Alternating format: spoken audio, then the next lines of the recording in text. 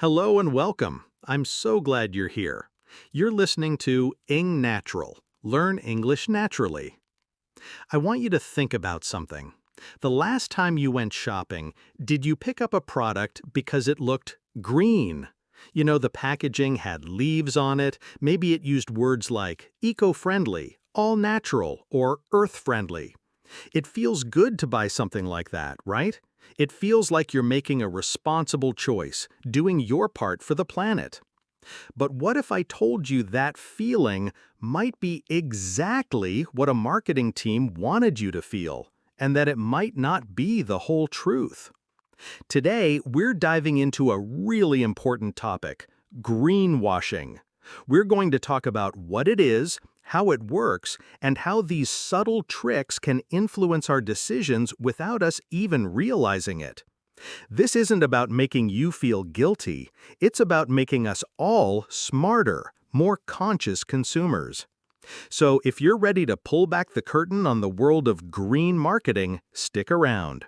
And hey, if you find this kind of conversation useful, take a quick second to hit that subscribe or follow button. It helps us keep these discussions going. All right, let's get into it. So let's start with the basics. What exactly is greenwashing? The name itself is pretty clever. Think of whitewashing, which means to cover up or gloss over something bad. Greenwashing is the same idea, but with an environmental twist. It's when a company spends more time, more money, and more effort on marketing itself as environmentally friendly than it does on actually minimizing its environmental impact. It's the art of making you think a product or an entire company is green when in reality it's not. Or at least it's not as green as it claims to be. It's a marketing strategy, a powerful one. You see it everywhere. A bottle of cleaning spray with a picture of a perfect green leaf on the front. A clothing brand that releases one tiny, conscious collection made from recycled materials, while the other 99% of their production is, well, let's just say, not so eco-friendly. That's the core of greenwashing. It's deception. Sometimes it's a small exaggeration, and other times it's a completely misleading claim. And it's incredibly effective, because most of us want to do the right thing. We want to support companies that care about the planet. Greenwashing takes advantage of that goodwill. This isn't just a niche marketing term anymore. It's become a major global issue. In fact, this term, greenwashing, has become so relevant and widespread that it's even appeared on major national exams in places like Vietnam. That's a huge signal. It tells us that being able to see through this kind of marketing isn't just for environmental experts anymore. It's becoming a crucial, real-world skill for everyone. It's a test of critical thinking. Why? Because the stakes are high. When we fall for greenwashing, two things happen. First, we might be buying a product that is actually harmful to the environment, believing we're doing the opposite. We're spending our money in a way that doesn't align with our values. Second, and this is maybe even more important, it hurts the companies that are genuinely trying to be sustainable. Think about it. If a truly eco-friendly company is competing with a greenwashing company, who has the advantage? The greenwasher.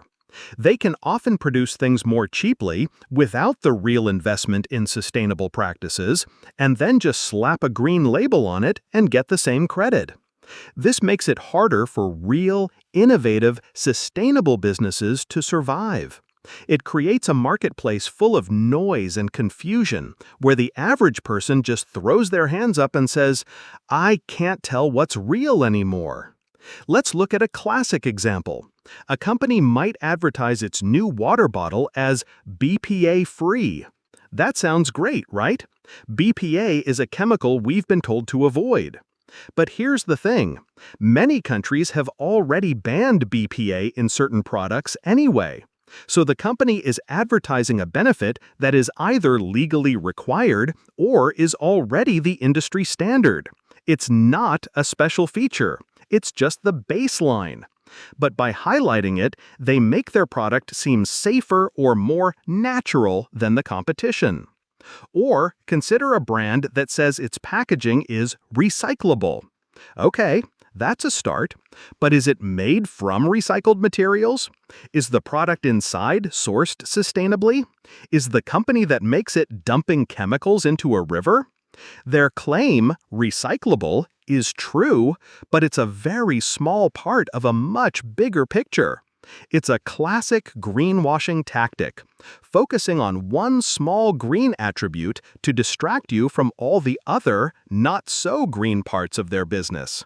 It's a hidden trade-off. So, greenwashing isn't just about pretty pictures of nature on a box. It's a complex issue that preys on our best intentions, confuses the market, and ultimately slows down real progress. Recognizing it is the first, most powerful step we can take. Okay, so we know what greenwashing is and why it's a problem. But how do they actually do it? How do they make a product look green when it isn't? It's often not one big lie, but a collection of small, clever tricks. Let's break down some of the most common tactics you'll see. The first and most obvious one is what I call the fluffy language tactic. This is the use of words that sound really positive and environmental, but are ultimately meaningless because they're so vague. Words like eco-friendly, earth-friendly, all-natural, green, or conscious. Think about it. What does eco-friendly actually mean? Friendly to what part of the ecosystem? Is the manufacturing friendly? The shipping? The disposal? The term has no precise certified definition. A company can slap eco-friendly on almost anything. When you see these words, your first question should be, prove it. Where is the specific information to back this up? The second tactic is the pretty pictures trick. This one is all about visual association. Companies will use colors like green and brown, images of leaves, trees, pristine water, and happy animals on their packaging. Our brains are wired to make quick connections. We see green, we see a leaf, we think natural, healthy, safe. It works even if the product itself has nothing to do with nature. I once saw a brand of disposable plastic razors packaged in a green box covered in bamboo illustrations. The razors weren't made of bamboo, they were just razors. But the packaging created a powerful subconscious suggestion that this was a more natural choice. It's a visual shortcut designed to stop you from thinking too critically. Here's a personal story. I fell for this myself a while back. I was buying a household cleaner. One bottle was in this bright, almost chemical-looking blue bottle. The other was in a muted green bottle with a simple drawing of a lemon and a leaf. It said plant-powered on the front. I thought, great, I'll go with the plant-powered one. I got home and, just out of curiosity, I looked at the ingredients. The first ingredient was water, the second was a synthetic detergent, and way, way down the list was a tiny amount of lemon peel oil. Phew, was it technically plant-powered? I guess, in the most minimal sense. But the impression it gave was that it was a gentle, natural cleaner made from lemons. The reality was very different. It wasn't funny, but it was a frustrating and a really good lesson.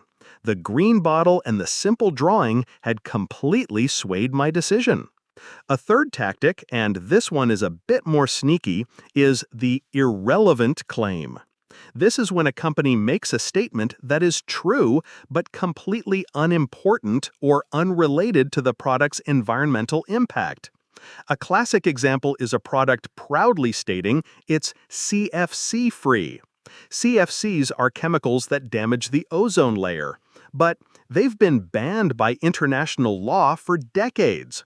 So saying your product is CFC-free is like a food company bragging that its products are asbestos-free. Of course they are. It's legally required. It's a true statement designed to make them sound responsible, but it's totally irrelevant. Then there's the hidden trade-off. This is one of the most common forms of greenwashing. It's when a company promotes one green aspect of its product while ignoring other, more significant environmental problems. For example, a company might heavily advertise that its paper products comes from a sustainably managed forest. That sounds wonderful. But they might fail to mention the huge amount of water pollution or greenhouse gas emissions created during their manufacturing process. They're telling you to look at the pretty tree over here so you don't notice the factory smoke over there. And finally, there's the no-proof tactic. This is simply making an environmental claim without any evidence or third-party certification to back it up. A company might say their hotel is sustainable or their coffee is ethically sourced. Okay, says who? According to what standard? If they can't provide details or point to a reputable certification, it's just a claim. It's just words. Recognizing these patterns, vague language, misleading images, irrelevant claims, hidden trade-offs, and a lack of proof is like having a superpower in the supermarket. You start to see past the marketing and begin to ask the right questions. I know what you might be thinking. Okay, Puck, this is a lot. It sounds like a full-time job just to buy groceries without being tricked. And you're right, it can feel overwhelming. But the good news is, you don't have to be a scientist to become a smarter consumer. You just need a few key strategies in your toolkit. The first and most powerful strategy is simple. Look for proof. Don't take a company's word for it. If a product claims to be made from 50% recycled plastic, look for the fine print. Does it say post-consumer recycled or pre-consumer recycled? Post-consumer is better, as it means it's made from plastic that we, the consumers, have used and recycled. Pre-consumer often just means using scraps from the factory floor, which is good, but not quite the same. The details matter. Your new mantra should be, show, don't just tell. If a brand is truly sustainable, they will be proud to show you how. They'll have details on their website. They'll have reports. They won't hide behind vague, fluffy words. This leads to the second strategy. Question vague language.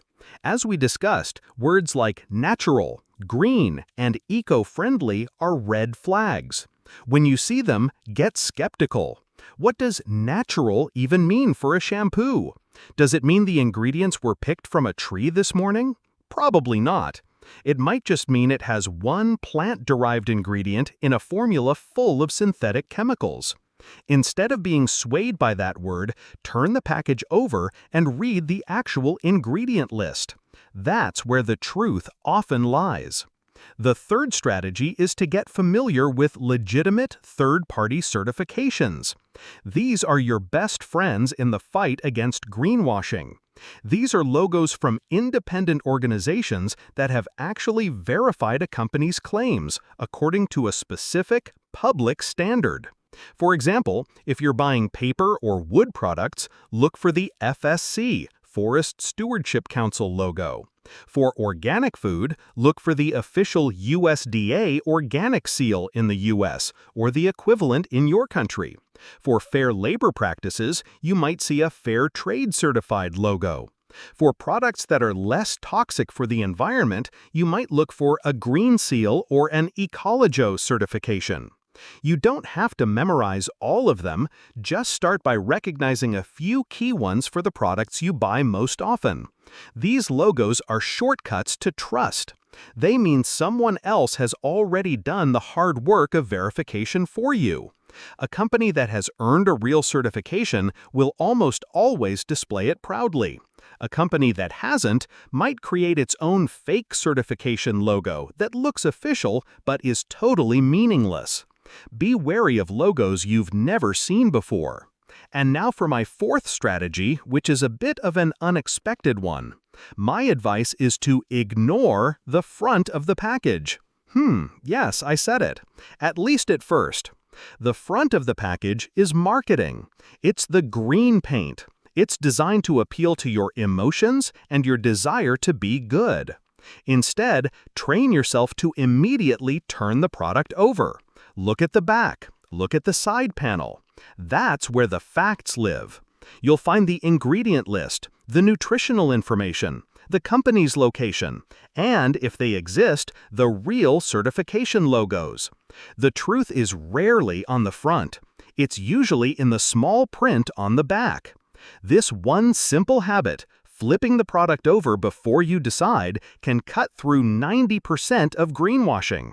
So, to recap, look for specific proof, not fluffy words. Question vague claims.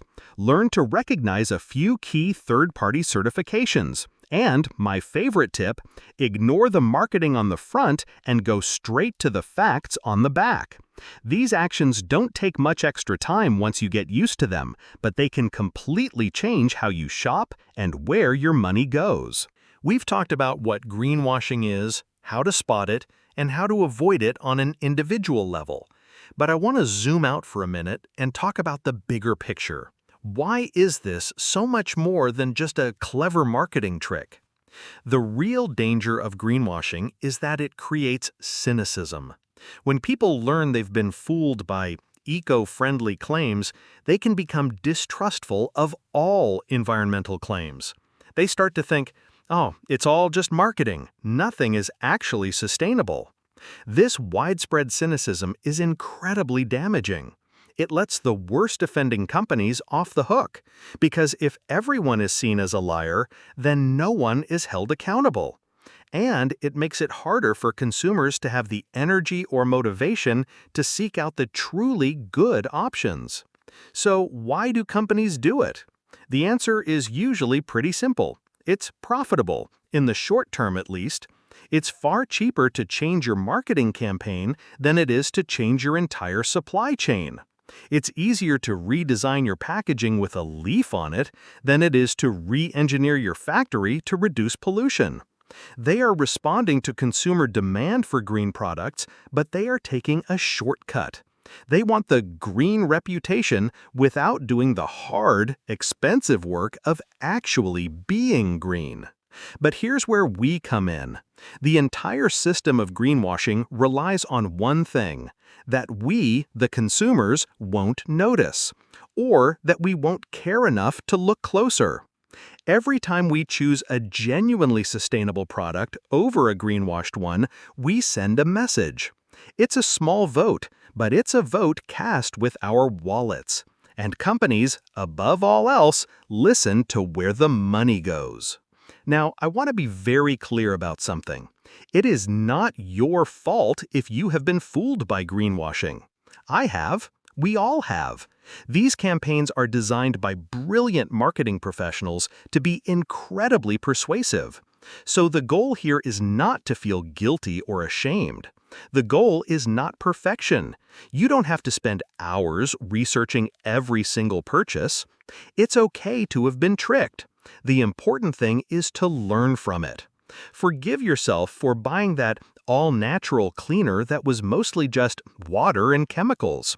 The point is not to be a perfect consumer, because that's impossible. The point is to be an aware consumer. So what can we do moving forward? Beyond the personal shopping strategies we've discussed, we can use our voices. If you see a particularly bad example of greenwashing, talk about it. Post about it on social media. Write to the company and ask for specifics about their claims. Ask them, you say this product is eco-friendly, can you please provide the data to support that? Most people won't, which is why when someone does, it can actually make an impact. Companies are very sensitive to their public image. A few well-reasoned public questions can push them to be more transparent. Ultimately, tackling greenwashing is about shifting the culture from blind trust in marketing to one of healthy skepticism and demand for transparency. It's about rewarding honesty. We want to create a world where companies are forced to compete not on who has the greenest looking label, but on who has the genuinely smallest environmental footprint. And that is a future that is absolutely worth fighting for. It starts with us, one question, one choice, and one informed decision at a time. It's about progress, not perfection. So, that brings us to the end of our conversation on greenwashing. We've covered a lot of ground today. We started by defining what greenwashing is, the gap between a company's green marketing and its actual environmental performance. We looked at the common tactics they use, from vague, fluffy language and pretty pictures to hidden trade-offs and a simple lack of proof. Remember, these are designed to appeal to our good intentions. But we are not powerless. We talked about a powerful toolkit of strategies, looking for specific proof, questioning those vague claims, learning to recognize real third-party certifications, and my personal favorite, ignoring the marketing on the front and reading the facts on the back. The most important takeaway is this. This is not about guilt. It's about awareness. It's about transforming ourselves from passive consumers into active, conscious choosers. Every time we do that, we support real sustainability and make it just a little bit harder for greenwashing to succeed. Thank you so much for spending this time with me today on engNatural. I hope this has given you some food for thought. And I'll leave you with one final question to ponder. The next time you're in a store holding two similar products, what is the one question you will ask yourself before making a choice? Think about it. Thanks again for listening, and I'll talk to you next time.